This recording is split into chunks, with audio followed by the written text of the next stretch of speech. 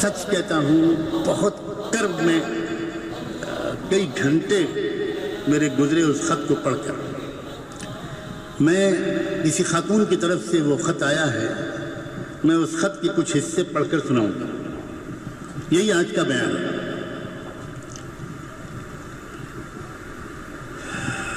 پہلی بات تو لکھی ہے ان خاتون نے کہ ہم اور ہمارے شوہر دونوں آپ سے بیعت ہیں. ہمارے سسرال والے ہم پر ناحق ظلم کرتے ہیں، غلط برتاؤ کرتے ہیں. ہمارے شوہر بہت اچھے ہیں، ہم اللہ کے احسان مند ہیں، شکر گزار ہیں. ہم جتنا شکر ادا کریں کم ہے. اللہ نے ہمیں اتنا اچھا شوہر دیا ہے.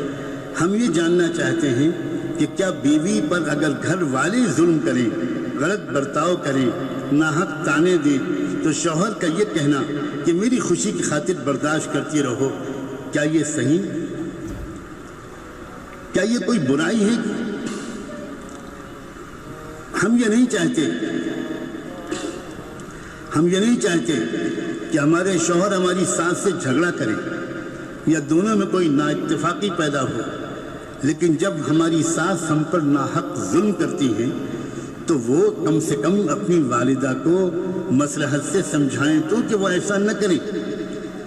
ہماری ساس ہم پر ناحق ظلم کرتی ہیں، وہ ہمیں مجبور اور بے بس سمجھتی ہیں کہ ہماری طرف سے بولنے والا کوئی نہیں ہے. ہم 4 سال کے تھے کہ ہماری والدہ کا انتقال ہو گیا. ہم 3 بہنیں ہیں، بھائی نہیں ہے. ہماری پرورش ہمارے والد نے کی. بڑی بہن کا انتقال کینسر سے ہو گیا. دادا، دادی، نانا، نانی اور 3 پھوپھیوں کا بھی انتقال ہو گیا. ہمارے میکے سے ہمارے سسرال میں کوئی نہیں آتا تو ساس کو لگتا ہے یہ مجبور اور بے بس ہے، اس کو سپورٹ کرنے والا کوئی نہیں. خود ان کا بیٹا بھی تو انہیں کچھ نہیں کہتا. ہماری ساس ہماری ہر چیز پر نظر رکھتی ہے. آگے الفاظ پڑھتے ہوئے میں لڑکھڑاؤں گا لیکن میں پڑھوں گا. ہماری ساس روم کی تلاشی لیتی ہیں، ڈسٹ بن بھی چیک کرتی ہیں. ہمارے اور شوہر کے درمیان مداخلت کرتی ہیں. حد تو یہ ہے کہ ہم نے کب صحبت کی اور کب نہیں اس پر بھی نظر رکھتی ہے. کہتی ہیں کہ تمہارے تو کل کے پہنے ہوئے کپڑے ہیں، رات کو تم نہائے نہیں. کیا میرے بیٹے کو تم کنٹرول کر رہی ہو؟ کیا شریعت انہیں اس بات کی اجازت دیتی ہے کہ وہ شوہر اور بیوی کی زندگی میں اس حد تک مداخلت کریں؟ ان کے برتاؤ سے ہم ڈپریشن کا شکار ہو رہے ہیں.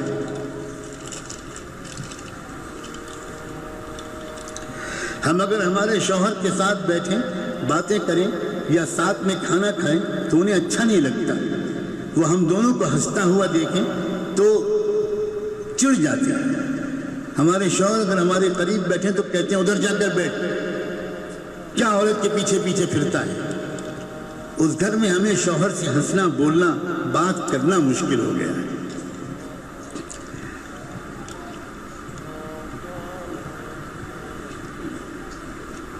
یہ مسلمان ساس ہے جو اپنی مسلمان بہو کے ساتھ یہ برتاؤ کر رہے ہیں. میں نے کوئی تحقیق نہیں کی ہے، کوئی عدالت نہیں بٹھائی ہے کہ ان کی خود کیا کیا غلطیاں ہیں. بالکل ممکن ہے کہ ان کی بھی غلطیاں ہوں. میں نے تو آج یہ فیصلہ کیا کہ اسی موضوع پر بات کرنی ہے اور آئینہ دکھانا ہے سماج کو کہ ہمارے گھروں میں ہو کیا رہا ہے.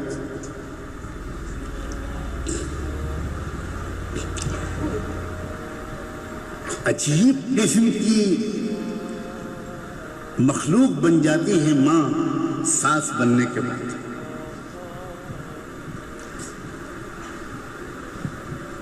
اس کو یہ بات بری لگتی ہے کہ اس کا بیٹا اپنی بیوی سے ہنسے، بولے، بات کرے، ساتھ میں کھانا کھائے. عجیب بات ہے.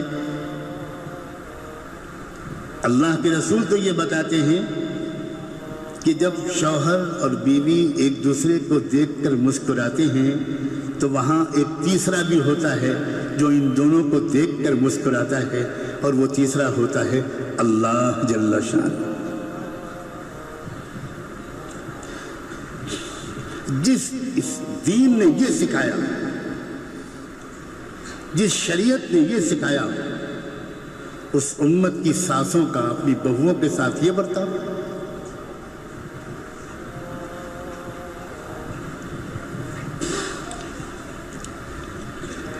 آگے چل کے یہ بیچاری لکھتی ہے کہ ہمیں فشر کا پرابلم ہے، بواسیر کے قسم کی جو تکلیف ہوتی ہے، ناسور، بڑا سخت تکلیف دہ بیماری ہے، وہ تکلیف بہت زیادہ رہتی ہے، درد اور تکلیف سے میرے آنسو بہنے لگتے ہیں، مگر کوئی ہماری کبھی کوئی مدد نہیں کرتا، گھر کا سارا کام ہمیں اکیلے ہی کرنا پڑتا ہے۔ ہم بیمار ہیں یا نہیں، کچھ دکھ رہا ہے، میرے کہیں درد ہو رہا ہے، اس کے کہنے کی مجال بھی نہیں ہے۔ کہتے ہیں ایسا کیا جوانی میں تم کو بڑھاپا آ گیا؟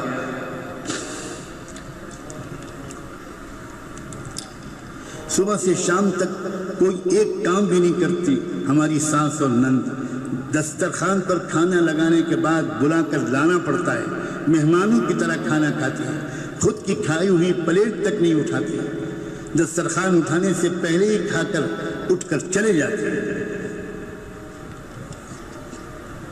ہماری ساس صبح 11 بجے سو کر اٹھتی ہیں اور نندیں تو 2 یا 3 بجے اٹھتی ہیں، اور کبھی کبھی ظہر یا عصر کے وقت دن نکلتا ہے۔ کسی کے گھر کے حالات کا تذکرہ مقصود نہیں ہے، یہ دیکھ کا ایک چاول ہے۔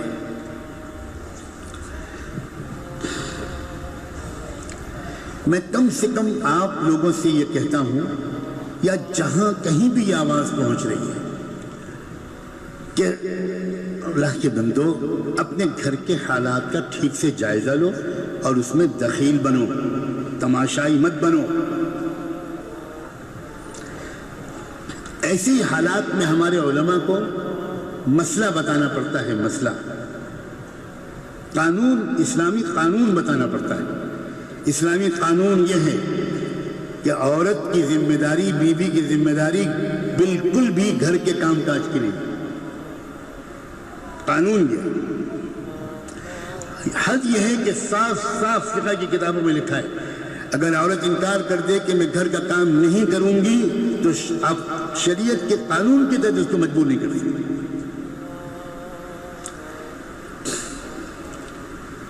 لیکن ہمارے علماء اس حقیقت سے اچھی طرح واقف ہیں کہ گھریلو زندگی صرف قانون کے سہارے نہیں چلا کرتی، گھریلو زندگی اخلاق سے چلتی ہے، محبت سے چلتی ہے، ایثار سے چلتی ہے۔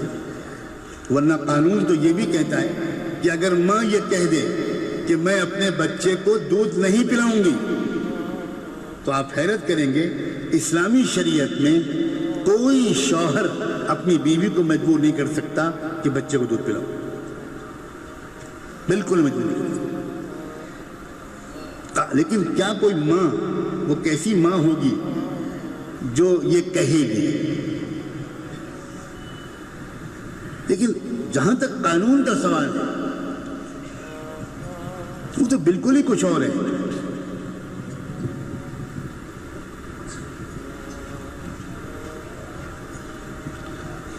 اس لیے یہ آپ جو یہ بات یہاں سن رہے ہیں اور جہاں تک بھی آواز آج پہنچ رہی ہے یا کبھی پہنچے، میں کس طرح آپ سے گزارش کروں کہ اس کو سنتے ہی آپ باقی کام چھوڑ کر اپنی گھریلو زندگی کا جائزہ لینا چاہیے۔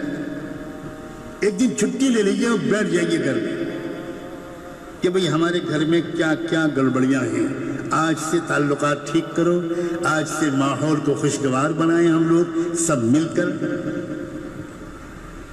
اور اگر کوئی سیدھے منہ نہ مانے تو پھر میں صاف کہتا ہوں، ایسے بیٹے کو اپنی ماں سے کہہ دینا چاہیے کہ ظلم کی انتہا ہو گئی، اب نہیں ہوگا یہ میری بیوی پر اور آپ کی بہو پر یہ ظلم، کان کھول کے سن لیجئے، یہ میں نہیں ہونے دوں گا۔